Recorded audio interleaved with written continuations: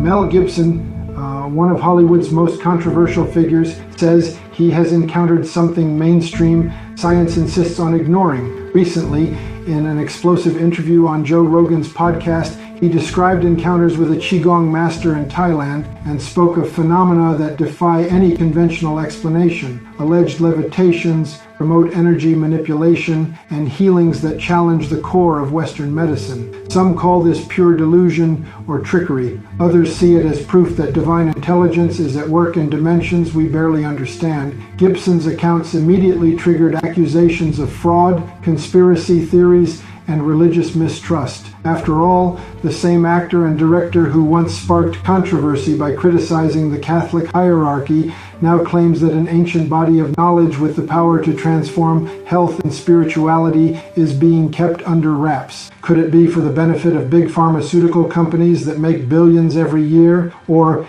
is it out of fear of shaking up power structures that do not want such profound discoveries to reach the public? Meanwhile, skeptics demand concrete evidence and argue that only rigorous studies can legitimize these phenomena. But the question persists: how many times throughout history have we dismissed something simply because we could not explain it? We may be overlooking a much greater human potential than we ever imagined.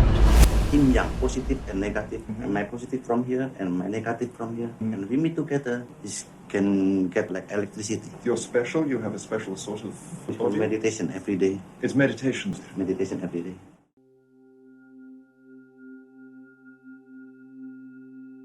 Could it really be possible that there is a type of knowledge, as ancient as it is fascinating, capable of bringing about extraordinary healings, and that it's being intentionally downplayed while millions of people remain dependent on expensive medications? The mere mention of an invisible force, something that can be worked with through age-old practices, tends to spark reactions ranging from eager curiosity to cautious skepticism. Reports of breathing exercises in Imperial China, modern studies pointing to supposed electrical currents running through the human body, and theories that tie these phenomena to economic interests raise a crucial question. Is there something valuable that's being held back or minimized in some sense to maintain lucrative structures? Considering this possibility, the debate over non-conventional healing extends beyond its merely mystical or cultural aspects. Some suggest that certain corporations or power centers prefer to keep the spotlight on solutions that guarantee a predictable profit, pushing thousand-year-old energetic traditions to the sidelines as mere curiosities. Many, especially in the West, end up believing that a lab-based healthcare system is the only safe option, while accounts of puzzling phenomena remain off most people's radar. Still, would it really be plausible to believe that universities and research centers, even internationally renowned ones, would ignore findings that could revolutionize public health?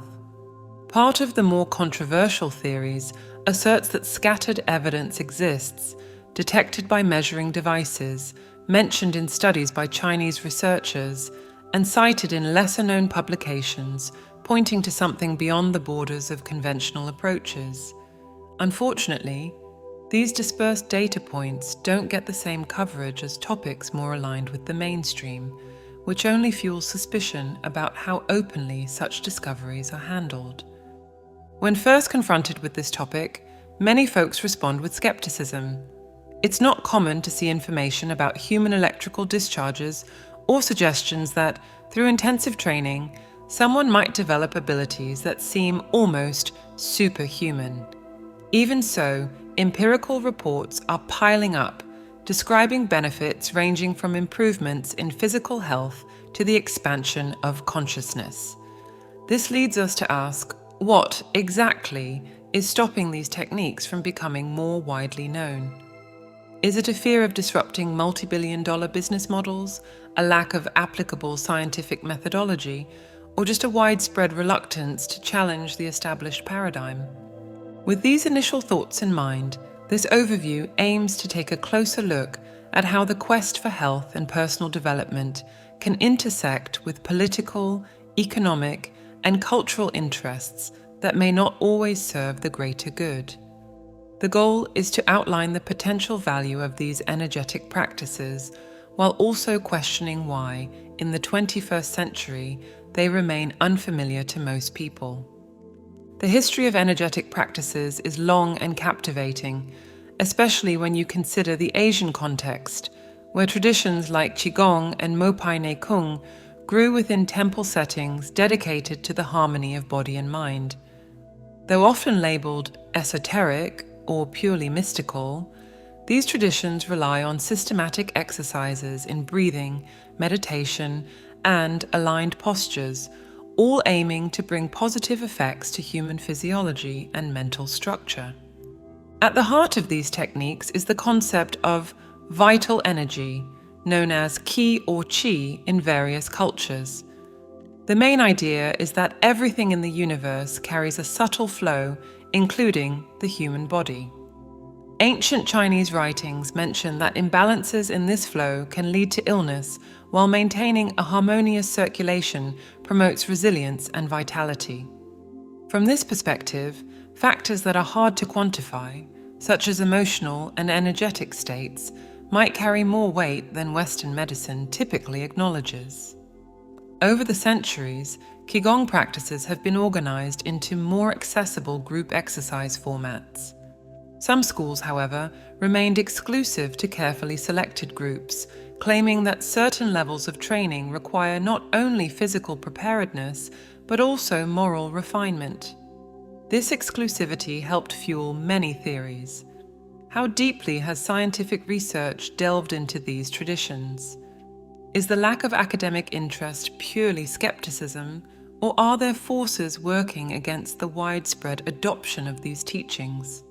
Culturally, these Eastern energetic traditions emphasize the yin and yang principle, symbolizing pairs like movement and stillness, strength and gentleness. Meditation and internal cultivation are seen as crucial tools for personal growth, suggesting that the practitioner must purify intentions, exercise compassion, and discipline the mind to achieve profound results. While some Western institutions have done preliminary research on how these methods affect the body, the findings haven't been conclusive enough to sway the most traditional branches of science. Over time, public opinion has splintered. Some people practice these methods and claim undeniable benefits, while others demand rigorous lab-based evidence to either confirm or debunk each extraordinary claim. At the same time, you can't overlook the economic issue. How would the high-cost medication market react if a large portion of the population embraced methods that could potentially prevent or treat illnesses without expensive drugs? In a society driven by profit, many believe there's little incentive to promote practices that might undercut pharmaceutical spending. These reflections make it clear that Qigong, Pai Nei Kung, and similar approaches go far beyond breathing or physical exercises. They are tied to a worldview linking health, spirituality, morality, and even a reinterpretation of how we see our own existence. Therefore, the significance of these practices isn't limited to personal well-being. It can challenge the way society arranges its priorities in healthcare and human development. The idea that the human body might function as a channel of tangible energy, potentially producing noticeable discharges, immediately sparks curiosity. In Pai Nei Kung, for instance, stories suggest that disciplined training can not only optimize the practitioner's internal state, but also allow the projection of subtle currents that influence the surrounding environment. This stands in stark contrast to the usual perception of the body as something limited to what biology has already mapped in detail.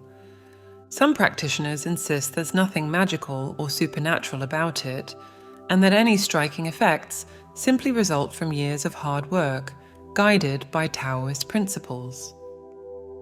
Compared to more widely known Qigong routines, the difference here lies in the focus on techniques that build up and release energy, combined with strict ethical and meditative guidelines.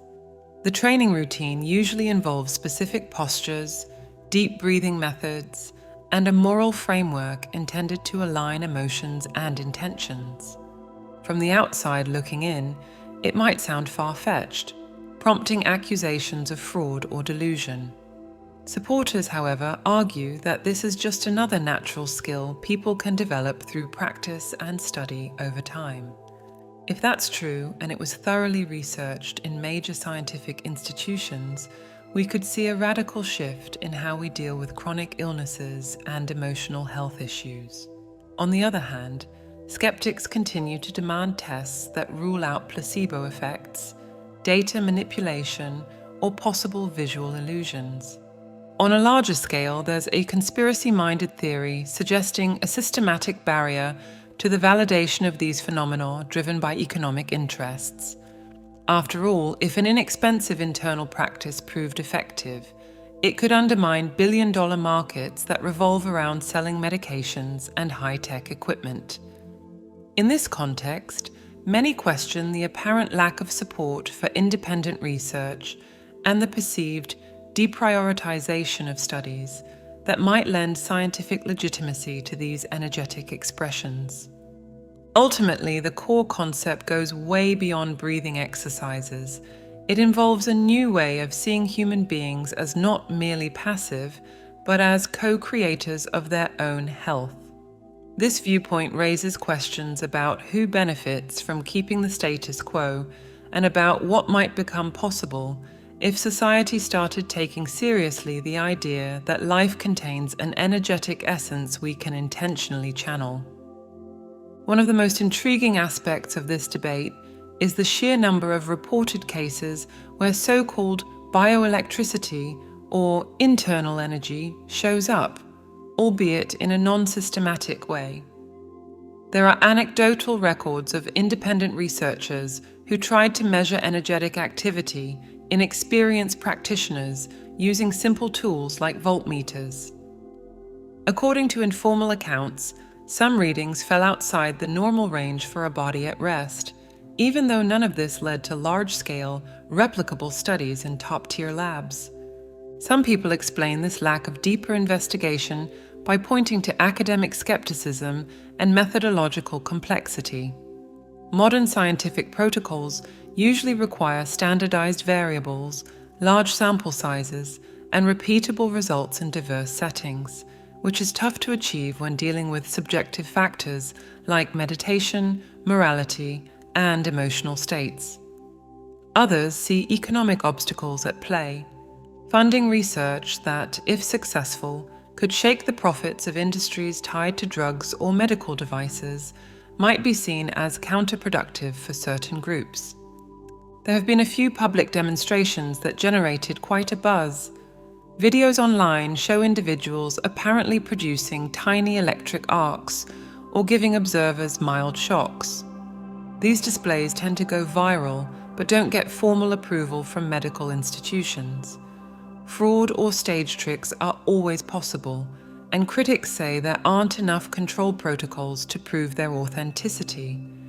Even so, these events continue to capture the attention of spiritual and alternative communities, fueled by accounts of people who say they've experienced noticeable benefits from these practices. Among the benefits most often mentioned are relief from muscle pain, reduced anxiety, improved sleep, and, in more extreme cases, progress in treating chronic illnesses. Mainstream medicine remains cautious, maintaining that any therapy must be validated by randomized, double-blind trials before being deemed safe and effective.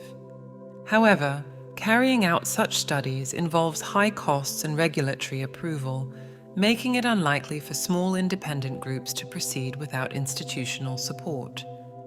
Meanwhile, advocates of energetic practices claim it's a catch-22.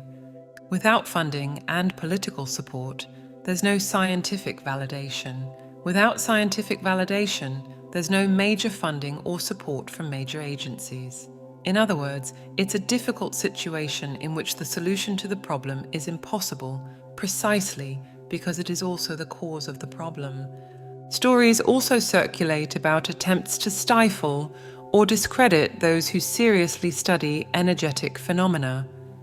These accounts include a lack of high-impact journal publications, scant mainstream media coverage, and few funding opportunities, all of which suggest a borderline conspiracy to some enthusiasts. For die-hard skeptics, though, these same factors simply confirm that there isn't enough solid data to draw the attention of mainstream science. We also can't ignore cultural inertia. Modern society likes fast-acting treatments. When pain strikes, many people would rather take a pill than spend years practicing meditation and posture work. Plus, given our hectic lifestyles, how many are really willing to commit to daily discipline? Because of this, there may be a subtle push, whether from pharmaceutical corporations or the general consumer culture, to encourage quick fixes instead of a long-term inward process. All that said, there are consistent reports worldwide of experiences involving intense heat, mild shocks, or even visible currents during energetic acupuncture sessions, suggesting some level of uniformity. Is this all just a collective illusion, or are there real phenomena waiting to be explained?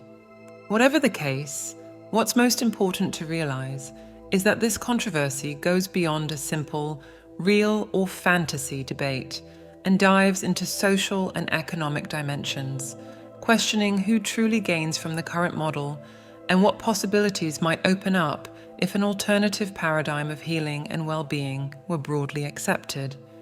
As you look deeper into the topic of energetic practices, it quickly becomes clear that this conversation goes far beyond the exotic and touches on issues that concern everyone.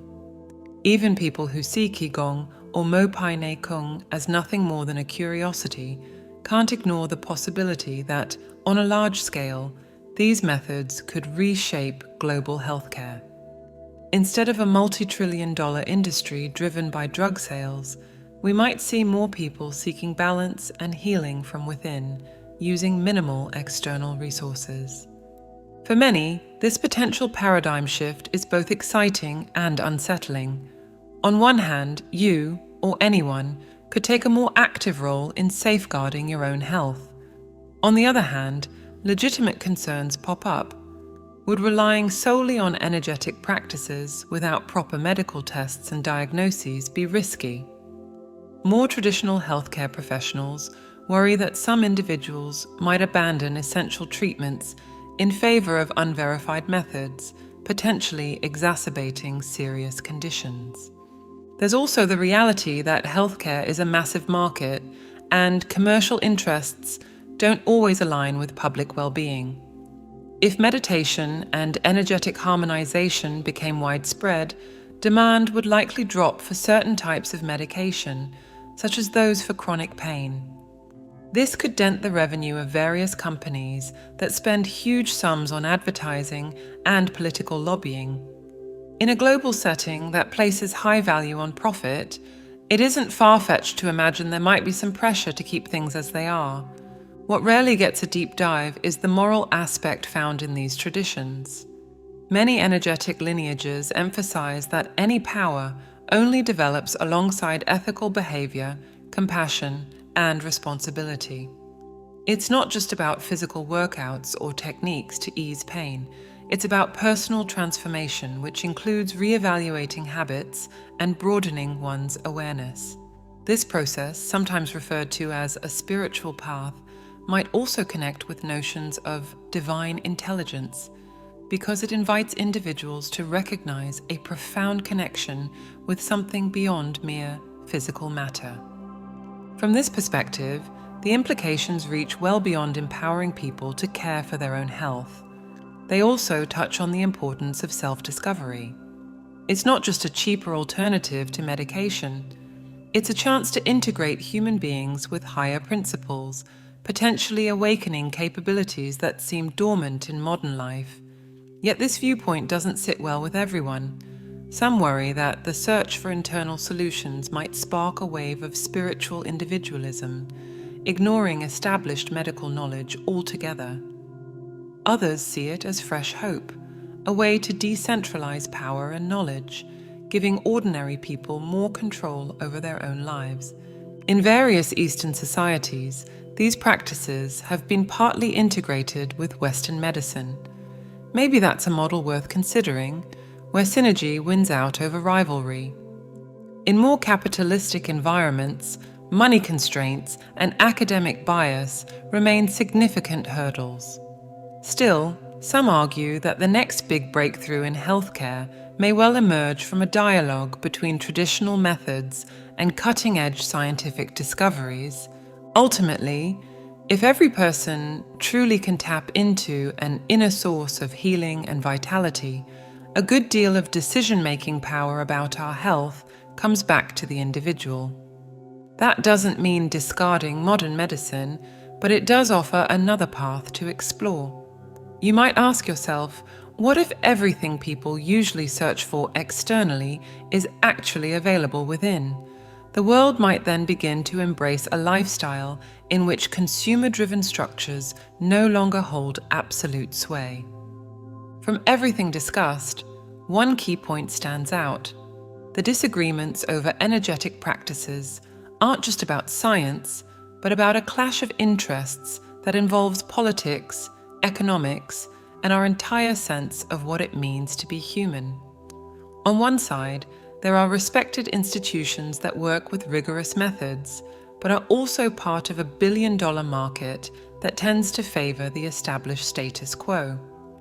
On the other side, there are traditions reaching back centuries, ready to propose a path of self-awareness, discipline, and connection to a divine intelligence that many believe is accessible within each of us. Why would anyone venture into little-studied methods? Perhaps it's because of the sheer volume of spontaneous accounts from people who report real improvements in their physical and emotional well-being. Of course, science needs more than testimonials, but the sheer number of such experiences suggests there's something worth taking a closer look at. Some argue that the very nature of Qi, or vital energy, doesn't mesh well with conventional measuring tools, or at least hasn't been studied for a long enough period, or with enough resources to confirm its effects. In this setting, theories also arise about influential groups that allegedly avoid funding research aimed at confirming these practices, fearing that positive results could undermine lucrative business models. And that's where the discussion shifts from purely technical to political and economic. Even so, we should steer clear of extremes. Not every Qigong practitioner is enlightened, and not every pharmaceutical product is harmful or unnecessary. Ideally, according to supporters of integrative medicine, we would combine the best of each approach, encouraging open and honest studies of energetic phenomena without giving up scientific rigor.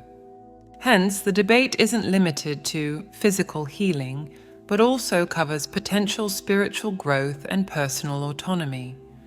If there really is an inner potential that can support health and broaden consciousness, then the path to wellness isn't limited by religious doctrines, medical prescriptions, or big organizations. Instead, it's an inward journey of awakening and self-reflection, where each person can find out for themselves whether these hidden abilities exist and can be developed. If you've followed this exploration, you might be wondering whether you're ready to break down certain barriers. The invitation is to shift your perspective. If you feel a connection to everything we've discussed here, there are ways to begin this journey in a simple and safe manner. In many traditions, the first step is meditation, quieting the mind, taking deep breaths, and creating the space for this inner energy, this divine intelligence, to reveal itself. With that in mind, a set of audio tools has been created to help people reach a deeper state of consciousness. To learn more and get access right now, just click the link provided on the screen or in the video comments. If these ideas clicked for you, feel free to strengthen that connection by leaving the comment, "It made sense to me."